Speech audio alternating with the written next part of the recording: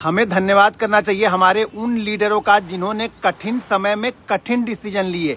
ध्यान रखिए, अगर आप कठिन समय में कठिन डिसीजन नहीं लेते हो तो इतिहास आपको दोषी नहीं मानता है, लेकिन अगर आप कठिन समय में कठिन डिसीजन लेते हो ना तो इतिहास में आप हमेशा याद रखे जाते हो। क्या ये पश्चिमी देश और अमेरिका उस समय नहीं फड़फड़ाया होगा जिस समय हम परमाणु परीक्षण की तैयारी कर रहे थे? या इन लोगों ने जाना होगा कि हम भी परमाणु परीक्षण करने वाले हैं तो ये फड़फड़ाए नहीं होंगे? ये ईरान की तरह हमारे ऊपर इन्होंने दबाव नहीं बनाया होगा? जरूर बनाया होगा, और इससे कहीं ज्यादा बनाया होगा उस समय। लेकिन फिर भी हमारे वो लीडर थे जिन्होंने ये परीक्षण किया।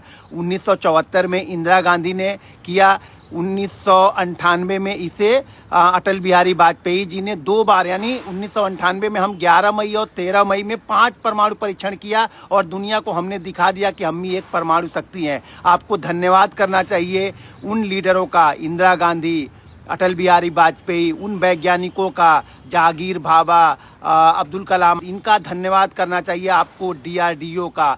क्योंकि अगर ये संस्थाएं नहीं होती, ये लोग नहीं होते तो आज हम इस जगह पे नहीं खड़े होते। इन लोगों ने डिसीजन लिया कि हमें अपनी अगली पीढ़ी को सुरक्षित करना है, हमें अपनी अगली पीढ़ी को डर मुक्त रखना है, हमारे ऊपर कोई दबाव ना बना सके, कोई देश हमारे ऊपर जबरदस्ती आक्रमण ना कर सके। आज अगर कोई भी देश हम पे वार करने की सोचेगा ना, चाहे वो अमेरिका ही क्यों ना हो, 10 बार सोचेगा जरूर।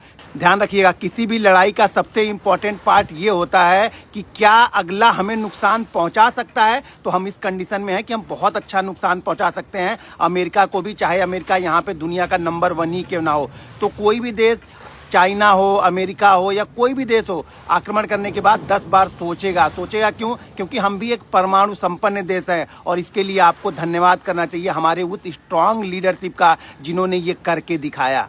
ये ध्यान रखिएगा कि ये फैसला उस समय बहुत कठिन फैसला था, लेकिन उन्होंने इस कठिन फैसले को सही साबित करके दिखाया। और आज हमें ये महसूस होता है कि ये इन्होंने जो फैसला लिया था, कठिन समय में जो कठिन डिसीजन लिया था, उसका इम्पैक्ट हमारे देश के ऊपर क्या पड़ रहा है, उसकी इंपॉर्टेंस क्या है आज हमारे लिए। देखिए, ये जरूरी नहीं है कि इतिहास में हर समय पीछे वाले लोगों को गाली ही दिया जाए। इतिहास ये भी दिखाता है कि उन्होंने कठिन समय में कुछ कठिन डिसीजन लिए, जिस वजह से आज हम यहाँ पे खड़े हैं कि कोई भी देश हमें कुछ कहने या करने से पहले 10 बार सोचेगा जरूर।